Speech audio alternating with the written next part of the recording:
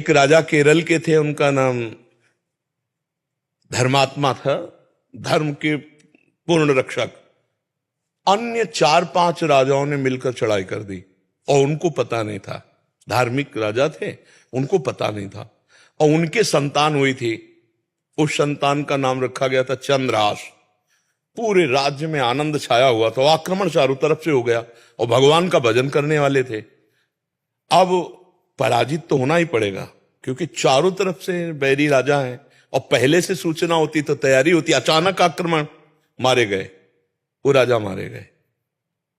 अब रानी ने देखा कि पूरे महल पर आक्रमणकारी आ गए, तो दासी से पैर पकड़ा और कहा, तू ही बचा सकती है मेरे बेटे को, भगवान तुझे सामर्थ्य दे।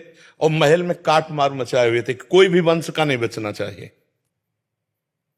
दासी ने बहुत प्रवीणता की और टोकरी में, जिसमें दोना पत्तल डाले जाते हैं, ऐसे डालकर नीचे बालक चंद्रहास, और निकली। सैनिकों का क्या है, तो ऊपर से ऐसे दिखाया दोना पत्तल है। उनका निकलने दो, ये तो दासी है, राज परिवार का कोई नहीं बचना चाहिए। सब रानी, सब पूरा परिवार मार डाला। वो भाग करके दूसरे राज्य में पहुंची। बहुत प्रवीण थी, दासियां बहुत प्रवीण होती हैं। तो धृष्ट बुद्धि नाम के जो उस राज्य के मंत्री थे, उनकी शरण में गए, उसको राजकुमार बचाना था। तो उसने स्पष्ट कहा, मैं केरल के राजा की दासी हूं और ये मेरा पुत्र है, मैं हर कार्य में प्रवीण हूं, आप चाहे जिस दास्ता में रख लें। उस मेरे राज्य में सब विध्वंस हो गया, ये नहीं बताया कि राजकुमार है, मेरा पुत्र है और मैं इसकी रक्षा करना चाहती हूं आपकी शरण में रहकर। उन्होंने कुछ परीक्षाएं ली, तो दासी कला में तो प्रवीण थी, उसे दासी बना के रख लिया। और वो बालक राजमंत्री के घर में।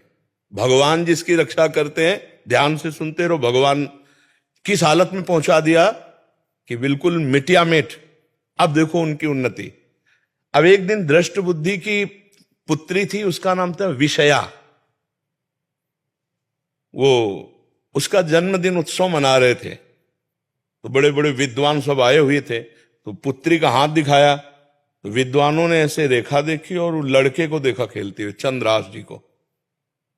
तो उनका, इसका पति तो ये होगा। तो एकदम अपमान लगा ना, राज्य मंत्री और उस दासी पुत्र। तो उस समय तो कुछ नहीं बोला, जो सब सभा गई, सो जल्लाद बुलाए और कहा, इसको काट के फेंक दो जंगल में जाके। अब दासी की क्या चाला, वहां दासी को पता भी नहीं चल पाया, चंद्रहास जी को गायब कर दिया।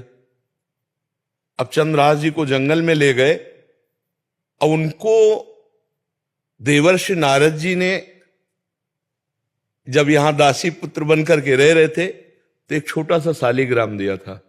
कहा था, मुख में रखे रहना, चरणामृत पान करते रहना और कृष्ण कृष्ण कृष्ण ऐसा बोलते रहना।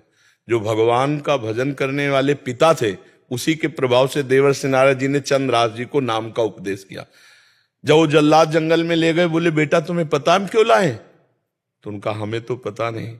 तो उनका, तुम्हें मारने लाए हैं, मंत्री का आदेश है। तो उनका, हमने कोई गलती की है क्या? तो उनका, नहीं, उनका आदेश है और हम जल्लाद हैं, हमारे दया है नहीं। पर तुम्हें देखकर ऐसा लगता है कि क्यों मारूं, पर तुम्हें छोड़ दूंगा तो हमारी नौकरी चली जाएगी, हमें फांसी में चढ़ा देंगे। मैं मारूंगा नहीं तुम्हें। उन्होंने देखा तो 6 अंगुली थी, 1 अंगुली काट ली और कहा, राजा को दिखाऊंगा जाके कि तुम्हारा वध कर दिया, पर तुम यहां से भाग जाओ। तो काटने से खून निकला, वो वहीं मूर्छित होके गिर गए। कृष्ण कृष्ण कृष्ण कृष्ण कृष्ण, और वो जल्लाद वापस अंगुली दिखाए कि मैं उनको मार डाला हूं। हुमा नाम का एक पंक्षी होता है पहाड़ में, वो परम पवित्र, अगर अपने पंख कर ले तो राजलक्ष्मी उसके चरणों में आ जाए। वो आकर के बैठ गया चंद्रहास जी के ऊपर। हुमा नाम का पंक्षी ये पहाड़ों में होता है, भगवत प्रदत्त किसी भाग्यशाली के ऊपर उसका। अब वो अपनी छाया में, उनका वो मूर्छित बेहोश, कोई जंगली पशु ने अटैक नहीं किया चंद्रहास जी पर। इतने में चंदनवती नाम के राज्य का छोटा राजा, दृष्ट बुद्धि जो बादशाह के मंत्री थे, उनके यहां वो कर देने जा रहा था। तो उसने बहुत आराधना की थी, लेकिन पुत्र नहीं हुआ था। तो रास्ते में दृष्टि गई कि हुमा नाम का पंक्षी किसको घेरे हुए। तो जब गए तो देखा चंद्रहास जी, सुंदर राजकुमार, और अंगुली कटी हुई, तुरंत पट्टी बांधी और लेकर के वापस चले गए। वहां नहीं गए कर देने, बड़ा उल्लास मनाया कि भगवान ने तो, हमने इतनी आराधना की, हमारे पुत्र नहीं हुआ लेकिन भगवान ने पुत्र दिया, मैं इसे राजकुमार पदवी देता हूं। छोटा राजा अपने राज्य का राजकुमार बना करके पालन पोषण किया और 10 वर्ष हो गए, वो कर देने नहीं गया बादशाह के यहां। तो बादशाह ने दृष्ट बुद्धि से कहा, चंदनवती नगर का राजा कर देने नहीं आया, जाओ यदि वहां सम्मान पूर्वक कर दे तो ठीक है, नहीं उनका विनाश कर दो। मंत्री पूरे परिकर सहित आक्रमण किया। तो चंदनवती राजा का ऐसा वैभव था कि जब से चंद्रराज जी उनके यहां राजकुमार बने उनको डर ही नहीं था, क्योंकि चंद्रराज जी भगवान का भजन करने वाले। तो दृष्ट बुद्धि नजदीक आया और कहा, कर दे दो नहीं तो युद्ध करो। तो उनका वैसे युद्ध की जरूरत नहीं, पर हम तुम्हें कर नहीं देंगे, हम समर्थ राजा है। चंद्रराज जी ने इशारा किया कि विरोध नहीं। चंद्रराज जी ने कहा कि हम स्वयं कर देने के लिए तैयार हैं, आप शांत रहिए। उसकी दृष्टि में दृष्टि मिली तो उसने, ये वही बालक है, क्योंकि नेत्र इसके वही है जो उनके घर में रहा था दासी पुत्र बल करके।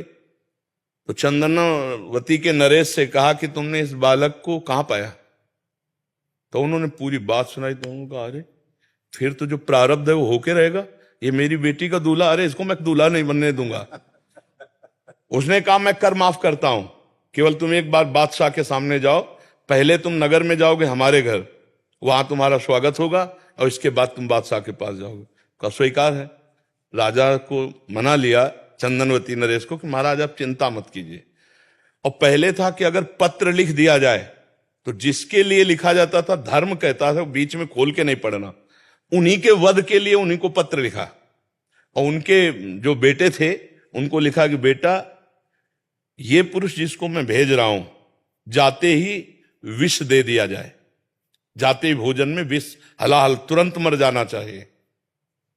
तो उन्होंने ऐसे खोस लिया मुकुट के साइड में और गए। भगवान की इच्छा, उस दिन उपवन में उन्होंने अपना घोड़ा रोका कि थोड़ी देर बाद चले जाएंगे उपवन में। और उपवन था वो राजकुमारियों का, और उसमें आई थी उनकी बेटी जिसका नाम था विषया। खेल खेल में देखा कि कोई राजकुमार ऐसे विश्राम कर रहा है मेरे राज्य में। नजदीक गई, चिट्ठी देखी, चिट्ठी निकाली, खोली, लिखा था कि जाते ही विषया विष दे देना, जाते ही विष दे देना। तो पिताजी की बुद्धि खराब हो गई, इतना सुंदर राजकुमार, इसको विष दे देंगी। उसका नाम विषया था, तो विष के आगे केवल या बनानी थी, तो काजर की रेख से जो दूब का ऐसे लेके वैसे काजर करके या बना दिया विषया। जाते कुछ बिना बेचारे, जाते ही विषया दे दें, और बस खोज दिया, चली गई। देखो भगवान का विधा। अब वो जब जगे तो वहां गए, तो जो दृष्ट बुद्धि का पुत्र था, बड़ा धर्मात्मा था, उसने आदर सत्कार, उनका पिताजी ने आपके पत्र दिया। जो पत्र देखा तो उन्होंने कहा, पंडितों को बुलाओ, तुरंत ब्याह करो। पिताजी कहा, जाते ही विषया दे देना। अब बेटी से ब्याह हो गया, 2-4 दिन हुए, कोई सूचना नहीं पहुंची। तो दृष्ट बुद्धि ने कहा, मामला क्या है? वो जब लौट के आए तो बड़ा पूरा नगर सजा था, उत्सव हुआ। उनका क्या उत्सव? बोले आपकी बेटी का ब्याह हो गया। किससे? बोले आपने राजकुमार भेजा था। अब उनको समझ में आया कि प्रारब्ध इतना बलवान होता है। जब घर के अंदर गए तो देखा बेटी, और तो उसने कहा तुम्हें जिंदा तो नहीं रहने दूंगा। मन में सोचा चाहे बेटी भी दवा रहे। 4 जल्लादों को बुलाया और कहा देवी के मंदिर में जाओ। और उसे कहा बेटा अब तो दामाद हो गए हो तुम, पहला पूजन हमारे यहाँ देवी का होता है, अकेले जाया जाता है। उनको भय तो था नहीं, भगवान के तो भक्त थे। बोले आप पूजन करके आओ, बहुत प्रसन्नता हुई कि आप जैसा दामाद। और अंदर से जल रहा था, और उधर 4 जल्लाद लगा दिए देवी के मंदिर में। अभी अकेले देवी के मंदिर में, और इधर जो बादशाह था, बादशाह से पंडित लोग विचार के कह रहे हैं कि इस समय यदि आप राजगद्दी पर बैठेंगे तो अकाल पड़ जाएगा, आपका विनाश हो जाएगा। इस समय कोई दूसरा तत्कालीन राजा होना चाहिए, कुछ क्षण के लिए ही चाहे। तो उनका कौन हो सकता है? तो वहां दृष्ट बुद्धि के जो बेटे थे वो वहां किसी कार्य से, उन्होंने कहा हमारे जीजा ऐसे हैं, बड़े तेजस्वी प्रतापवान, आप देखेंगे, तो उनका इसी समय लाओ।